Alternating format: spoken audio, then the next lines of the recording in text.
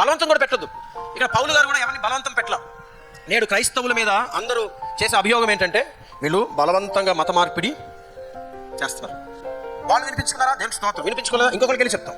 అంతేగాని నేను సువార్త ఎప్పుడు చెప్పినా ఎవరైనట్లా, ఎవరి దేవుడు నమ్ముకోట్లా, కాబట్టి అసలు నేను చెప్పను అని నిర్ణయానికి రావచ్చు.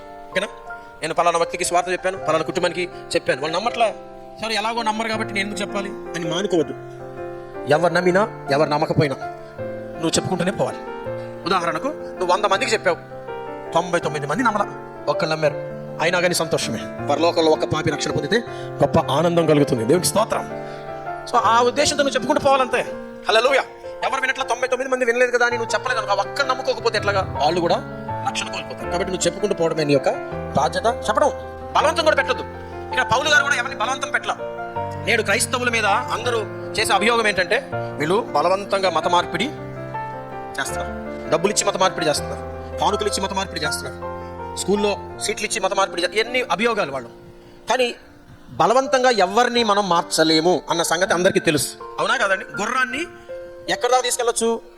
నీళ్ళ దాకా తీసుకెళ్ళొచ్చు, కానీ నీళ్లు తాగించగలమా దాంతో బలవంతంగా? ఆఫ్టర్ ఆల్ గుర్రాన్ని నీళ్ళే తాగించలేము, కానీ ఒక మనిషిని బలవంతంగా మార్చగలమా? మార్చలేమనే సత్యం తెలుసుకోకపోతే, వాళ్ళు గ్రహించలేకపోతే మనం ఏం చేయగలం? బలవంతంగా మారుస్తారట. మార్చలేమండి. ఏ వ్యక్తిని కూడా బలవంతంగా మార్చలేం. మార్చినా కానీ అది మార్పుగానే కాదు. ఉదాహరణకు స్త్రీలను పురుషులు బలవంతంగా మార్చేస్తున్నారు. నేను నిన్ను పెళ్లి చేసుకున్నాను కాబట్టి నువ్వు యేసుక్రీస్తునే నమ్మాలి. మార్చగలరండి ఏ స్త్రీని బలవంతంగా? మార్చి చూడండి ఒక్క స్త్రీని బలవంతంగా. సరే, వాళ్ళకి ఇద్దాం ఛాన్స్. మీరు బలవంతంగా ఒక 10 మందిని మార్చండి ఫస్ట్.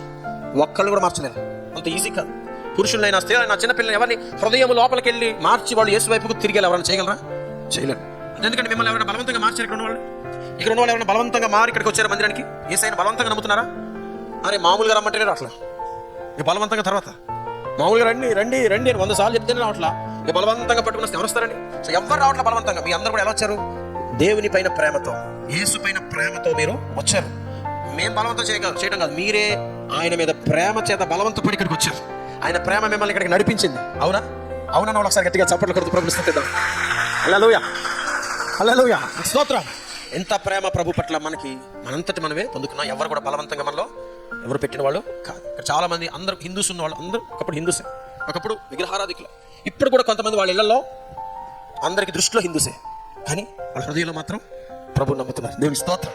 సో ఎవరు చెప్పారు వాళ్ళని బలవంతంగా నమ్ముకున్నామని? ఎవరు చెప్పరు. ప్రభు వాళ్ళని దర్శించాడు, వాళ్ళకి విశ్వాసం కలిగింది, ప్రభు వైపుకు వాళ్ళే తిరిగారు.